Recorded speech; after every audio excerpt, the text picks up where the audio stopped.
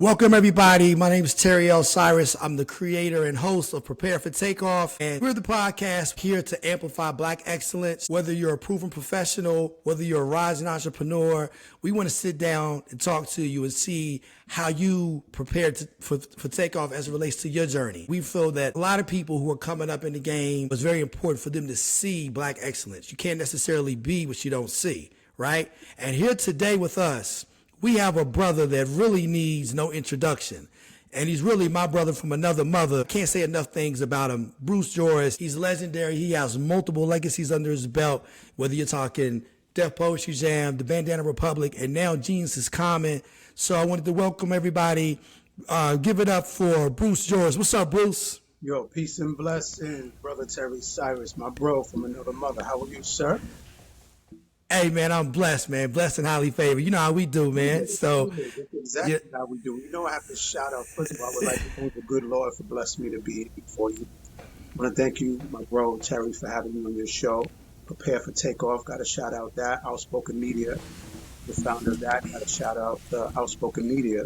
And I want to thank everybody that's watching live and archiving. And thank you all for tuning in. So it's a blessing to be here. You know, I wouldn't miss this for the world, my bro. You know, love what you're doing. You're doing great work, and I thank you for that. I appreciate that, man. So, you know what? Obviously, I know your backstory, but many people that's watching, they may not know it. So tell me a little bit about your backstory on, you know, how your journey got started and how that journey led you to here. Okay. So I'm a lover of God, child of God. My work is my ministry. I'm a social activist. I was born in Harlem, raised in the Bronx. I lived in Brooklyn for over 15 years. I'm a New Yorker to the umpteen, the Centaurs, they were saying. 4 legacies under my belt that I'm blessed with. You know, one is one of the founders of Def Poetry Jam on HBO with Russell Simmons. We wound up getting a Peabody Award for 6 seasons on HBO and a Tony Award for the Broadway version. And I was the town executive at HBO and an executive consultant to the Broadway show, and as they say, it's history. You know, founder of the Bandana Republic, which is a literary anthology by gang members and their affiliates. Poetry, prose, short stories, and poetry interviews from gang members and gang leaders and those affiliated. Brother Terry, as you already know, never been done before. You know, you have all these different street tribes and street organizations under one umbrella, which is the Bandana Republic. And so the Crips, the Bloods, the Latin Kings, Northern and Southerners, Mexican Mafia affiliates, crews, cliques, sets. It was smuggled into the security housing unit of Pelican Bay, and the Mexican Mafia blessed it. So what my intent was, and I was blessed to be able to do that, is to have all of these street tribes or street organizations to come under one literary umbrella so they could express their truth, right? And they did it in a very seamless way and fashion. Shout out all of those street tribes and street organizations. They call them gangs when they don't have leadership, right? Street tribes. That's deep. You know, and then I'm the founder of the Bandana Republic. Of course, I said that. And then the founder of Genius is Common Movement. The Genius is Common Movement is the first, you know, movement to decolonize the word genius ever since its etymology. So I'm looking forward to you and I unpacking that. I mean, that's a lot to unpack, man. I mean, I'm just in awe of all of what you've been able to accomplish. And a lot of the things that you've accomplished, man, they've had such a social impact as it relates to life as we know it, especially in entertainment, starting with Def Poetry Jam. Poetry was something that people were more than aware of, realizing that it's taken on many art forms, whether hip hop, you name it. But like, have you always been a lover of poetry? Like, what led you to Def Poetry Jam and how that happened, you know, to make it, Right. to have all the success that it had? Yeah, that is a good question. I just shout out my mother, Elaine Georgia Sarrow, who was the first published poet in my family. She would always use these exotic words around me, and as a result of that, I fell in love with words. And so from there, I started writing poetry at a very young age, like a lot of people do. You know, they love poems and stuff like that. And so got into love poetry, got into poetry, and then eventually, as I became politicized, then I got into political poetry. You know, what is called protest poetry, or protest literature, reading it, studying it, writing it. And then one thing led to the other, where I was able to morph into the whole spoken word scene, want to become a spoken word artist, won multiple contests, made my bones, you know what I'm saying, and then worked my way up among the ranks. And then one thing led to the Right. I was able to be one of the founders of Def Poetry Jam on HBO. We wound up getting a Peabody Award for 6 seasons in HBO and a Tony Award for the Broadway version. And I thank God for that. Thank all of the poets that were on the show that made it happen. You could be an executive producer all day, every day, but if we don't have the poets that's putting in the work, then it's for naught. Right. And so I thank the poets, the other executive producers, Deborah Pointer, Benny Simmons, of course, Russell Simmons, everybody. Teamwork makes the dream work. To use the old adage. So it was a great venture. It helped extend the shelf life of poetry. We caught the word in a very reflective state, and as a result of that, we were able to feed them the truth. And as you already know, they're hungry for the truth. God says in the Bible, "My people perish for lack of knowledge." And so it did its thing. It did what it was supposed to do, and I thank God for that. And I'm excited about the Band of the Republic, what that has did and what it's doing. I'm excited about the Jesus Coming movement. Right. And just those accolades. And I noticed, because I know you're a humble brother, but I know you glossed over like Peabody. That's major, bro. Yeah, we A want to get Peabody. the award. Yeah, we want to get a Peabody Wow. Award for 6 seasons in HBO, and the Tony Award for the Broadway version, and the Mikey Award from the legendary New Yorkers Cafe. So I thank God for that. And you got to keep it humble, bro. I mean, because it's not about the I, it's about the we. It's not about the individual. It's about us as a collective. And I'm a believer that there's no such thing as really a founder, because we're really co-founders, because we're co-creators.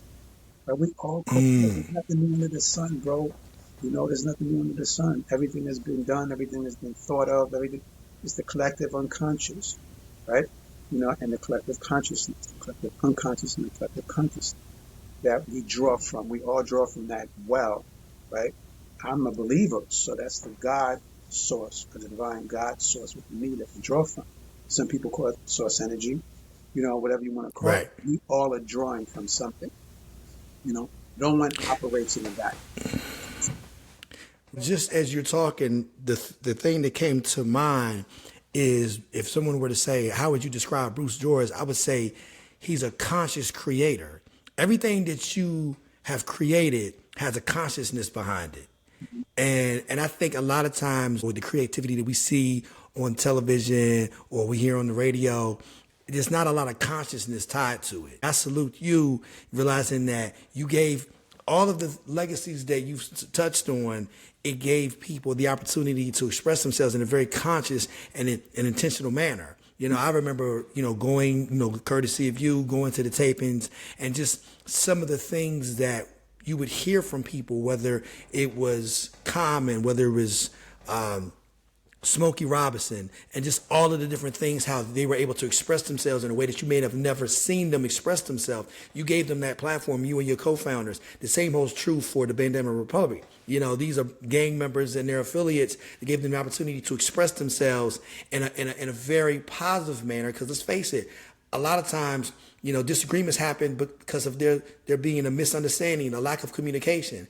Now these brothers are able to express themselves, express how they're made to feel based on the atrocities that they know to be their reality, and to give them a platform to express that in a very favorable manner, and to have Jim Brown write the forward to the Bandana Republic, the late Jim Brown. That's major. Mm-hmm. And now, so I want to kind of bring it up to speed with the Genius is Common movement. And I know you have a presence all over the world globally. You have a number of different celebrities. You have people from every walk of life. Talk us through like how that came about, and where you are with the movement. Okay, so thank you for sharing the platform for me to do that. I really appreciate this show that you have, my bro. Prepare for takeoff. What's interesting is that that's a very powerful metaphor. Because you just oppose it to a pilot. Right? A lot of people don't know this. They think landing is the most challenging part. No, taking off is the most challenging part of taking off, right? And so with our careers, a lot of times what's most challenging is us being able to start something and stay with it. That's the challenging part. But you can't faint. God says in the Bible, we're killed all day long, but we faint not. I carry faith. I have enough faith to give away. I have the faith with Job. That's my key right there. That's the secret to my source, is that faith in God, faith within myself. So when I'm taking off with these different projects, pun intended, I'm able to have the fuel to keep going and to not run out of gas and to continue to navigate the shark infested waters, right? Because life shows up. You have what is called the vicissitudes of life. So you have to be prepared for that. And if you don't have enough faith and wherewithal to do that within yourself and within the God within you, you're not going to make it. You're not going to be able to do it. And so with that said, and then also with the landings, everything has a season. Everything is not going to always be gravy. There's going to be times when things are going to be popping for you and then things are going to slow down. That is the vicissitudes of life. The Buddhists say it best. Everything inter R and inter B. Lows has the seeds of highs. The highs have the seeds of lows. Good have the seeds of bad. Right has the seeds of wrong. Love has the seeds of hate. Everything has its polar opposite. Right? But you have to learn how to navigate that. So to answer your question, Genius is Coming movement, metaphorically speaking, is the first movement to put the word genius on trial. The first movement to tear down the Berlin Wall of the word genius and put it in the hands of the people where it belongs. So you take a young lady from a housing project that micro braids hair like Picasso painted, that's a genius. Dave Chappelle is a genius of a comedian. Bishop T.D. Jakes is a genius of a bishop. So my Genius is Coming movement, Terry, we're the first movement to let the world know that they've been lied to in relationship to the word genius. So when they say you're only a genius if you have 130, 140 IQ and Mensa, that's pure nonsense, bro. That was an arbitrary number made up at Stanford University to make you 1% of the population, which is rooted in elitism. They don't want you to know that the true origin of the word genius doesn't just apply to intellect. Even Einstein said we're all geniuses. And if you were to judge a fish by its ability to climb a tree, you will spend its life believing that it's stupid. The philosopher Buckminster Fuller said that every child is born a genius, but the process of life degeniuses them. The German philosopher Arthur Schopenhauer said that talent is a target that no one else can hit, but genius is a target that no one else can see. So Terry, we're the first movement to let the world know that the true origin of the word genius comes from the word genie out of Africa, not ancient Rome. And the genie is the guiding tutelary spirit within each of us. So the genius in us is the genie in us, and the genie in us is the God or source energy in us. We've been lied to. Look at the word genie in Genesis, right? Genesis is the beginning. God is the Alpha and the what? Omega. The Omega. Look at the word genie in your genes. Your genes is your whole makeup of who you are. So as we used to say, the cat is out the bag and the jig is up. We're the first movement to take elitism out of the word genius. That's the anti movement. So Terry, so how the movement it got started from one of my quotes, because I would go around the country and I would ask the youth, when you hear the word genius, what image comes to mind? And they would always say Einstein or a light bulb. And every now and then I would get a Jordan, and I chuckled. He said, you know what? Let me write a quote about that. And the quote is, notwithstanding Einstein, or in spite of Einstein, genius is coming. Then that turned into the slogan, genius is coming, was turned into an entire movement. As we speak, by God's grace, we have a presence in all 50 states, 19 countries, with 47 ambassadors and growing. God will do it. We have a presence in Jamaica, Barbados, Ghana, Kenya, Dubai, Norway, Nigeria, the UK, Canada, the Bahamas, St. Lucia, Germany, Denmark, South Africa. We're about to have a presence in the Dominican Republic and Panama. You're talking to the head honcho, everything known, trademark, the copyright. We are a YouTube video-based movement, TikTok-based movement, Pinterest-based movement, a Facebook group movement. Our Facebook group has over 22,800 members. Our TikTok has over 4,800 videos. We average like a minute on those videos. And our hashtag has over 2.6 million views. The words genius is common is number one on Google. My name is Bruce George is number one on Google and on Google Verified. And the movement was downloaded into my spirit in the latter part of 2014. So that's exponential growth. But it's growth. It's blessed. It's a very blessed movement because God is in it.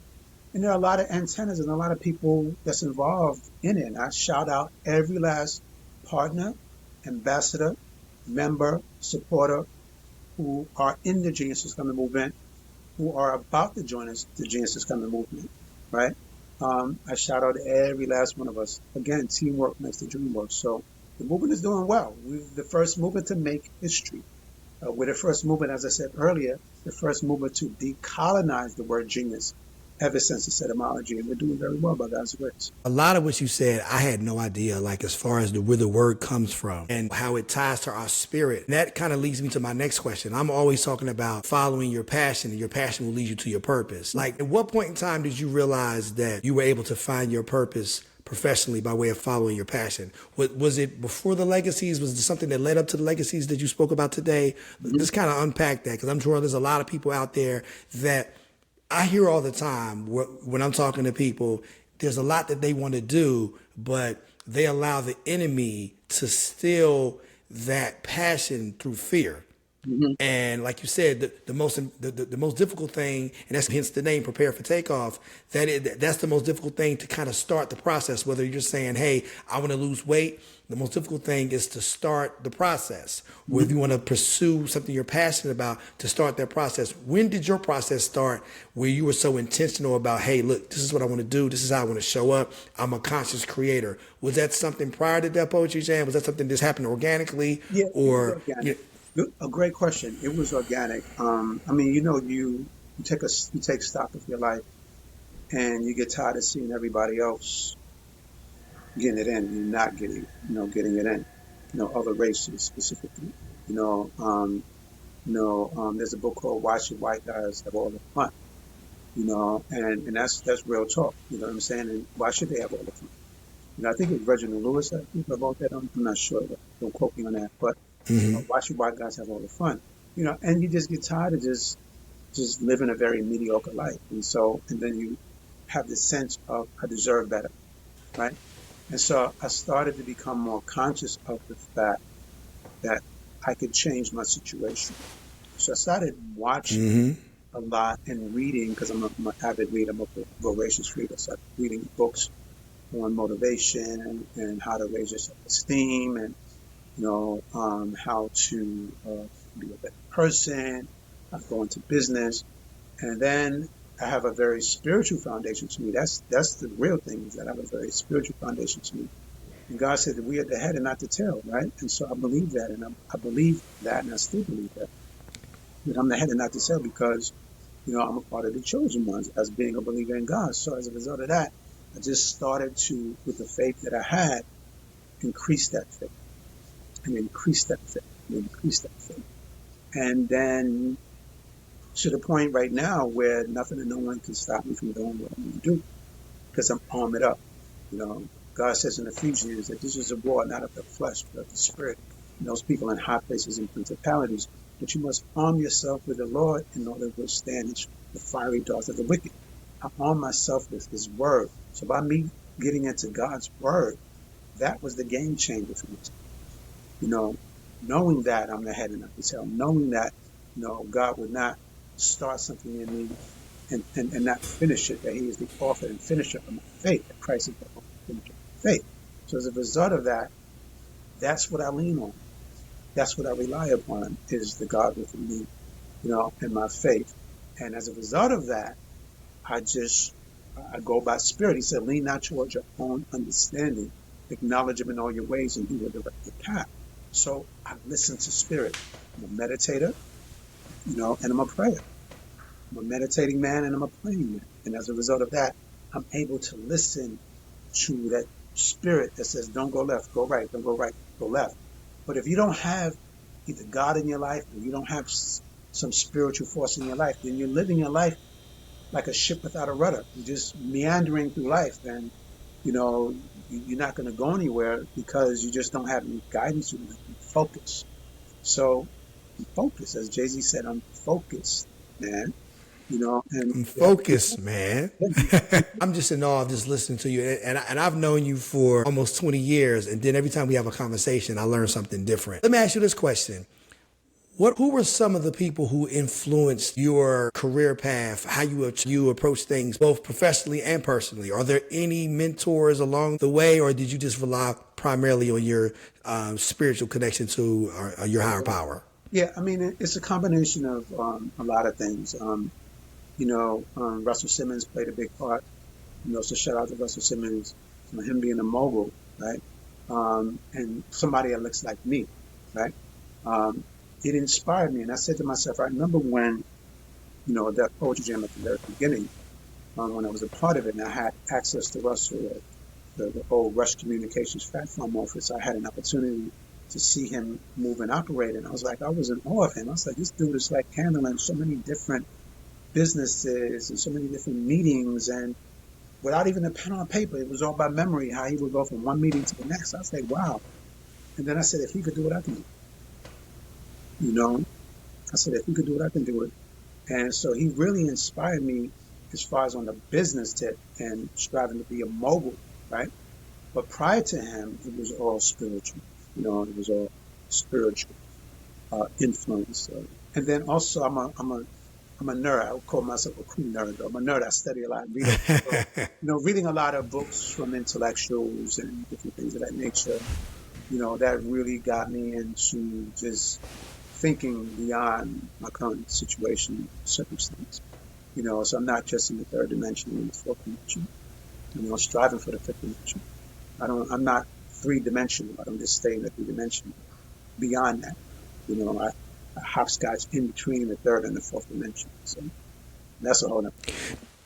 So when we talk about the dimensions, because I talk about that all the time, it's sad but unfortunately true. People in our community were very one-dimensional. We sometimes struggle with being two-dimensional. And to talk about three and four dimensional, having a 3 and 4 dimensional mindset, I mean, that just kind of speaks to what has allowed you to continue to, exceed over and beyond where your peers, may have found themselves. Because I'm sure along the ways, I mean, I've been there myself where, you all start out on this journey and you're like, hey, this is what we're going to, pursue professionally. And then when that road starts getting a little more difficult than we anticipate, the whole saying, the road that's less traveled. Because a lot of times once that, as you continue to ascend, I mean, let's face it, bro, that the temperature changes. And now a lot of times people they elect to turn around, but I can. It gets thinner. The higher up you go, it gets thinner. It gets thinner and thinner. Oxygen. You need to be able to really breathe through that. I like that metaphor, by the way. But let me break down the third and the fourth dimension. Okay. The third dimension, for people that are unaware, the third dimension deals with height, width, and depth. Deals with past and present, right? And so people, I mean, the past and people don't, they're not in the present. They're either fearful of they're remorseful of the past or fearful of the future, right? But all we have is right now. The future doesn't exist. All we have is right now. It's been said that when you get to the present, all you have is now, right? And so people get caught up in the third dimension. The third dimension is going to work, paying bills, raising a family, right? Paying your taxes. That's all third dimension things, right? Raising your children, taking care of your parents as they're getting older, being there and being supportive of them. And, all of those things, those are all third dimension things. But that's how the status quo controls you. They control you in you being confined to just the third dimension. And they control you with fear, right? And fear is a control mechanism that not only the government uses, but institutions of religion uses it to control people. The school system uses it to control people. Let's break that down. The government uses locking you up as a form of fear to control you. You better do certain things or you're going to get locked up. The school system controls you by fear of failing your grades and not passing.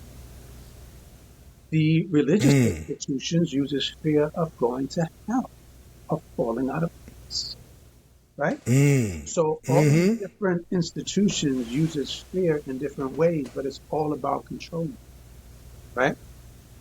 Believers, and this is all biblical, we overstand and realize the fact that we weren't given a spirit of fear, but power, love, and sound. Why does the status quo don't want us to have God in the school system, prayer in school? Why does the status quo that controls us don't want us to get into yoga, don't want us to pray, don't want us to meditate? Because when you pray and you meditate, you are going from the third dimension to the fourth dimension. Every time you lay yourself down to sleep at night, I don't like this word sleep or rest at night, your soul leaves your body. You are astroplaning from the third dimension to the fourth dimension. Why do you think your ancestors that have passed, they come to you in your dreams? They come to you in your dreams because you've morphed from the third dimension to the fourth dimension. And so when you pray, you go from the third dimension to the fourth dimension. When you meditate, you go from the third dimension to the fourth dimension. When you pray, you are going from the third dimension to the fourth dimension, and you are in contact with your God, or whoever you would consider your God, right? And so by you raising your vibration, the higher you raise your vibration, the higher you are morphing from the third dimension to the fourth dimension, and higher up you're going within the fourth dimension. So I wanted to break that down and keep it as simple as possible. So I would implore your audience to start getting into prayer and meditation. Raise your vibration. Stay away from low vibration people, places, and things. Watch what you watch what you listen to. You know, I have to tell my brother every time I turn, I'm telling my brother to stop watching the news all the damn time about World War III, World War this. If there's a World War III, there would be nobody on the planet. Don't believe the hype. Right. Don't believe the hype. I fed into that at one time, and I had to check myself. I started feeding into that, and I was like, why am I feeding into that? Because I was digesting. I no longer believe that narrative. I know a lot of people when the banking system, some of which, they were talking about the banks that people couldn't get their money out in California, that kind of fed into the narrative of like, oh, the end is near. And you're right, a lot of people, they'll use fear as a means to control you. And I think to your point, God doesn't give us that spirit of fear. God wants us to have whatever is in here. This is the devil's workshop. Your There mind. you go. There you go. This is that's the devil's workshop. There's a quote that says Right. the mind is its own place.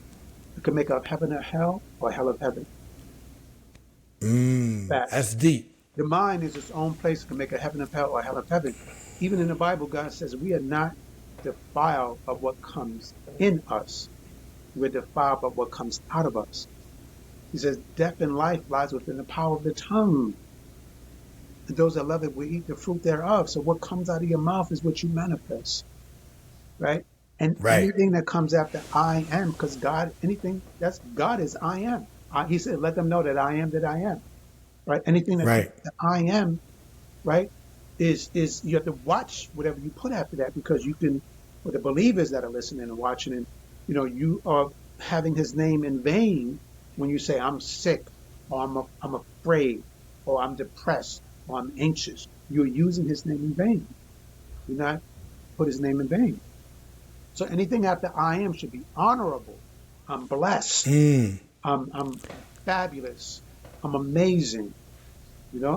I'm blessed and highly favored. You would never hear me say I'm hanging in there. I'm depressed or I'm anxious. I'm trying to make it. I'm trying to make it. No matter what goes Right. on, we all have parents. When you reach a certain age, your parents start getting older, right? You start reaching a certain age where pretty soon it will be time for them to transition. If you don't transition before that, right? Right. But you have to be at peace with that. My mother, God bless her, she's still with us. Survivor. She's a survivor of breast cancer, survivor of this whole COVID pandemic situation. 87, up there in age. And you see her declining. But you know what, though? If the Lord, God forbid, if the Lord would have transitioned her today, the first words that's going to come out of my mouth is, thank you, Lord, for blessing me to have my mother for 60 years. Thank you for having, because a lot of people didn't have their mother this long. A lot of people, their mothers have transitioned very, very early on. So thank you for blessing me to have her. I'm not mad at you, God. When you are a believer, you're built differently. You think differently. Look at the world differently. We don't look at death as something that's final. Peter said it best. He said to be absent from the body, present with the Lord. If anything, you need to be grieving for the fact that your butt is still here, suffering, and going through what Right. you're going through. If anything, you need to grieve for yourself. You still here suffering. Right. They're coming out of suffering, right? Absolutely. They're going Absolutely. into peace, and you still here going through the vicissitudes of life. So, just wanted to add that. That's deep, man. Luckily for me, I'm blessed with my parents. When you live right, you age right, right? I like that. Yeah. That's bars right there. You Yeah, live yeah. right, you age right. When you live right, you age right. Bars. You know, when you live like you age right. I mean, there's people my age and your age, and I'm like, damn, they give our age a bad name. I'm like, damn, dude, you the toe up from the flow up. Flow up. I'm like, damn, dude. They look it, sound it, walk it, talk it. I'm like, damn, nah, you got to watch what you put in your mouth, what you put in your spirit, what you put in your heart, how you living. You know what I'm saying?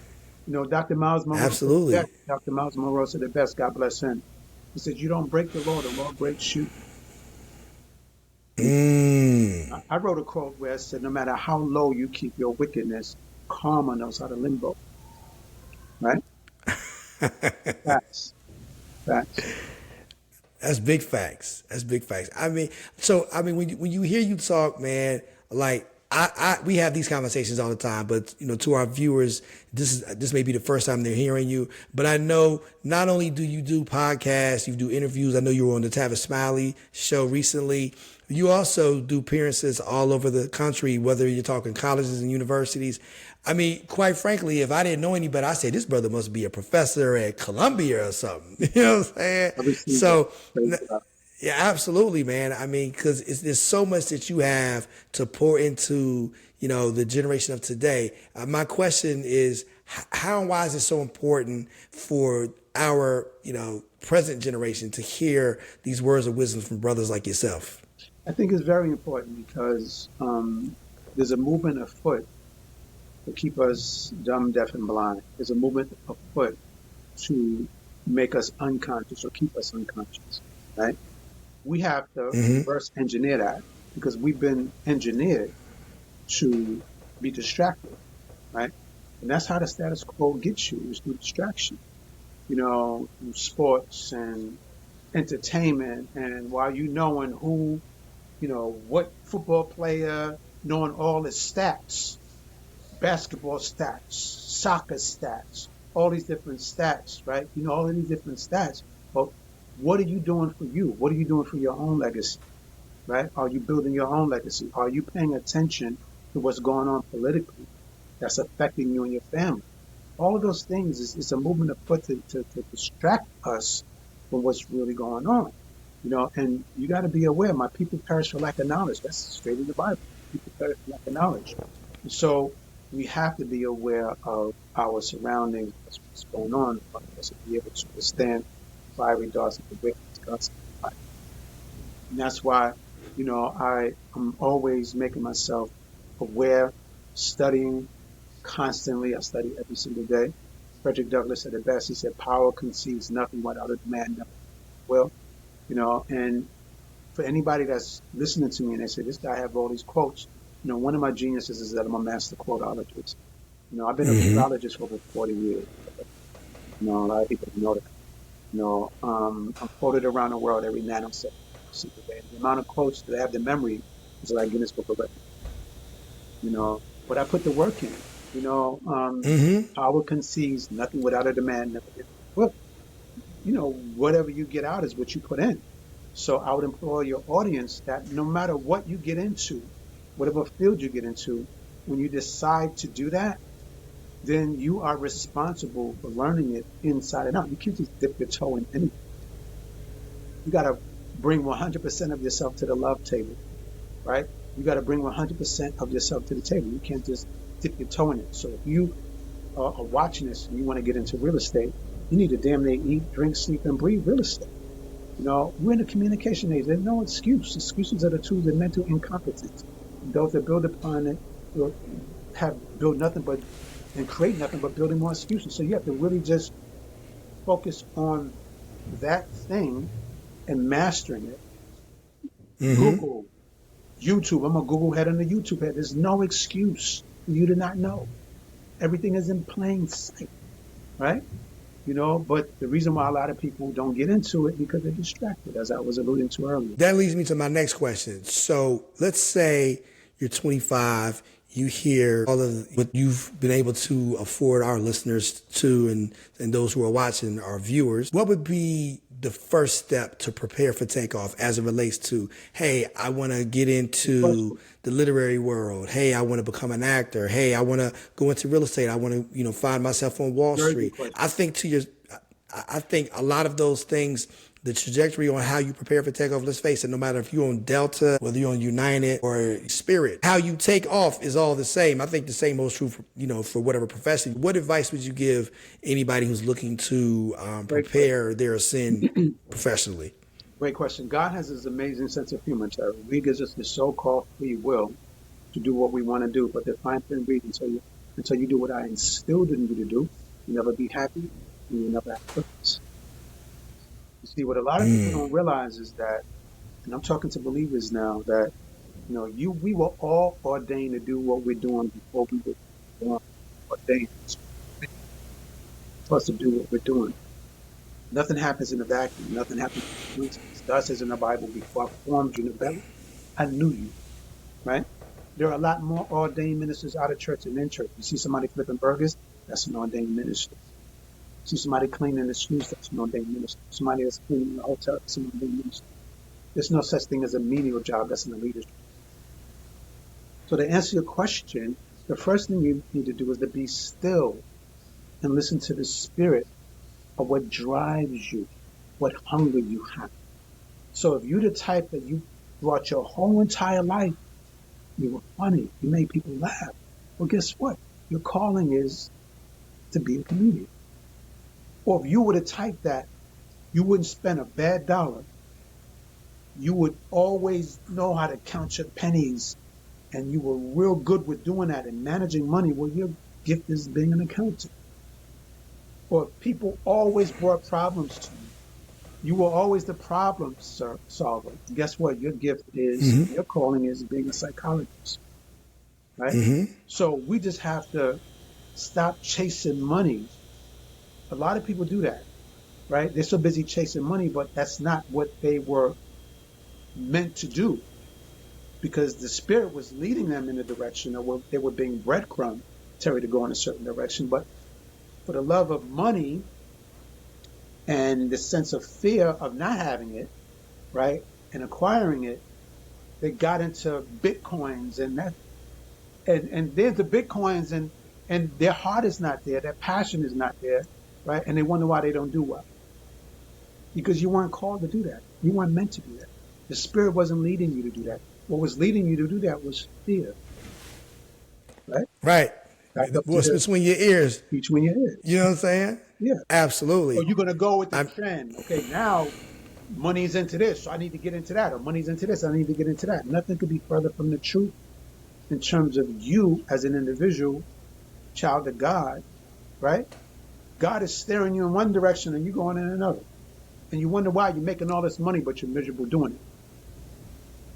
Yeah, you make a lot of money. That's true. You make a lot of money, absolutely, but you'd be miserable doing it. Right? And for what would it profit a man if you gain the whole world and lose your own soul? You're making all this money, but you're soulless. You're empty inside. What's the point? That's the point. So it all goes back to the Spirit. Goes back to your spirit. You have to, train yourself if you're not that person by nature, to listen to your spirit, not your mind. Your mind is where fear is manufactured. There you go. That's where you have reservations. That's where fear, reservations for. Absolutely, and you hear something is how you treat it, and how you treat it is how it becomes. Rene Descartes, the French philosopher, said, "How you see something is how I think. Therefore, I think. Therefore, I am." These are his exact words. I think, therefore, I am. How a man thinketh, so is he. As a woman thinketh, so is she. And as you continue to think, so you shall remain. Thoughts create things. That's a basic law of attraction principle. Thoughts create things, right? So how you see things is how you treat it. So if you see life as being challenging and insurmountable, that's how you're going to treat it. and it's going to be insurmountable. Your thought process is like, we grew up in an era where Kool-Aid was a real big thing. Like, hey, I want, and it wasn't even cherry. It was, I want red, right? So with that being said, it's like I tell people all the time, like, listen, your thought process is like that package of Kool-Aid. If you don't add water and sugar, you just have powder. And the enemy, that's where he's going to attack you. Your enemy is going to always attack your mind. He's going to always try to put those seeds of fear and doubt. And it's just up to you. You have the ability to dictate and determine how you see whatever the devil throws at you. Exactly. It's your job to figure out, like, okay, you know what? I'm having these thoughts of fear, these thoughts of doubt, whatever. To me, when that happens to people, I'm like, that means you have a calling on you. Because if you didn't have a calling on you, then let's face it, the enemy would leave you alone because you're already doing his work. You're doing his work. But if you have a calling on you, then he doesn't want you to get to your destination. So let's face it. He can't let you get to your destination, so he has to cloud your judgment. He has to put that fear and that doubt, and he'll use those closest to you. Because let's face it, in our community, sad but true, we are rooted in that place called fear, and we sometimes sad but unfortunately true. We project that fear onto those around us. It can be your closest friend. It could be those in your family. People can't see for you what they can't see for themselves. Out of 100 things we fear, only 8 comes to pass. And 4 of those things that come to pass is good for us. Love that. That part. So what does that mean? We do a lot of fearing, right? About something that might happen, and 9 out of 10 times it doesn't even happen. You take, for instance, somebody that has a fear of their mother transitioning. And then they wind up transitioning before their mother does. She winds up burying her.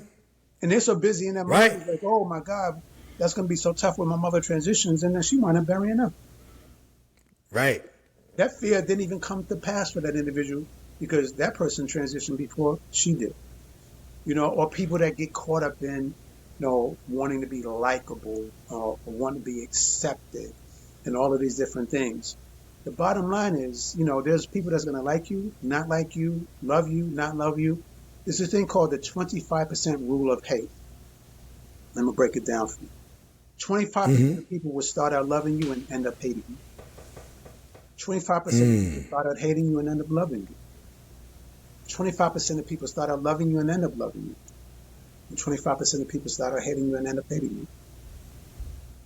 So what's the point in being concerned about that? People are going to love you. People are going to hate you. People are going to start out loving you and end up hating you.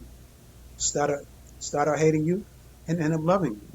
Start out loving you and end up loving you. Why are you concerned about that? Right? All you could do is just show up as the best person that you can be and attract the best person spiritually and vibrationally, because opposites don't attract. Terry, that's in chemistry, not in human relationships. Like is drawn to like. Opposites don't attract. That's in a relationship. Van Sensen and Acts of Faith, you attract who and what is on your ray. Esther Hicks says you attract by your words and your vibrational countenance. Right? Pierre Chardin, human beings having a spiritual experience with spiritual beings having a human experience. Dr. Wayne Dyer said it's not the notes that makes the music, it's the silence in between the notes that makes the music, because we're like tuning forks. So you attract who and what you are. You attract what is on your vibrational ray, right? So if you want to attract women or men, if you want to attract a good mate, be a good mate. If you want to attract love, be love, right? The Buddha said there's no way to happiness. Happiness is the way, right? So happiness is not something that you look and find. No, be happy. Happiness is the way. Being happy attracts happy things, people, places, and things, right? Absolutely. You hear about the law of attraction, and that's a real thing. I mean, because you hear, whether it's misery loves company, if you're a miserable person, you're going to find yourself around miserable people. And, also as far as the what you touched on, as far as the things that come to mind, most of which don't come to pass. You've heard when we were young and even in our adulthood, the devil is a lie. Mhm. The devil is between your ears. Between You know, the years. devil is in We the devil overblame is them. in No, the we overblame them. absolutely, The devil is like, absolutely damn, you overblaming me. Why you giving me all this? You blaming everything on right. me. We overblame him. And all he is a suggestion. That's all he is a suggestion. That's all he could do is suggest. The devil is not omnipresent. That's the biggest lie in the world, bro. The devil's not everywhere. It makes you think he's everywhere. Only God is omnipresent, not the devil, right? So we overblame him and be on some, oh, the devil made me do it. The devil made me do it. The devil this. The devil didn't make you do it. You did that because you're greedy, you're selfish, and you have those characteristics and those tendencies. But he didn't make you do anything. All he did was suggest. As we close out, man, what's something that you would like to leave our listeners and viewers with as far as, number one, how can they become a part of the Geniuses Common movement? How can they reach a brother like you if they want to have you come out and speak at their college or university or at their corporate event or, you know, be a panelist, you know, where they're amplifying Black excellence similar to what we're doing? I would first of all thank you for sharing that the platform again for me to be able to express what I've expressed. Thank you for blessing me to be on your show. Prepare to Take Off is super dope. I'm humbled to be on your show. They can go to geniusescommon.com. Nothing is spelled funny. You want to be a part of the Geniuses Common movement? www. I'm aging myself putting www. Geniusescommon.com, GENIUSISCOMMON.com. It's going to switch to .me when you get there. So geniusescommon.com and .me. As far as myself, I'm Google verified. I'm putting my name Bruce George. I'm number one on Google and I'm Google verified. You put my name in, I'm accessible all over the place. And yeah, I would love for you to join the movement. My advice to people is to just trust yourself, right? Have faith in yourself. If you have a God in your life, have faith in God. If you don't believe in God, if you believe in source energy, have faith in that source energy. Whatever it is that you have to have faith in something, because that's going to be the fuel that's going to get you through the vicissitudes of life, the challenges in life. Everything into R and into B. Things are not going to be rosy all the time. There's going to be times when things get a little dry, and then there's going to be times when everything you're in harvest and everything is just, blooming. And then there's going to be times when things get a little on the dry side, but your faith is going to carry you through that. Your passion is going to carry you through that. That's my advice. That's dope, man. I just want to thank you for being our first guest on Prepare for Takeoff. Thank you. It's an honor. And oh, absolutely, man. I definitely had to make sure you was our first guest, man. You've been 10 toes down with me for years. Absolutely. You're the embodiment of Black excellence. You're the very brother, whether it's you or other peers in your circle.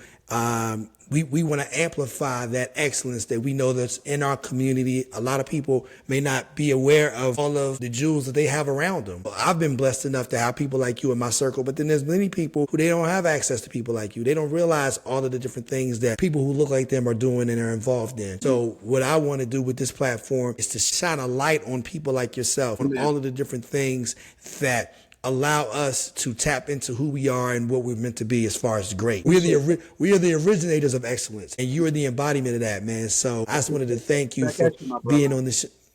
Hey, man, I appreciate you, bro. Once again, thank you for being on the show, and just wanted to encourage everybody to continue to tune in on a weekly basis. We're going to bring you somebody that's going to definitely keep you captivated and motivated. So once again, thanks everybody for watching, and next week we'll continue to allow you to see the best way you can prepare for takeoff. Yeah, for takeoff. Appreciate you. God bless.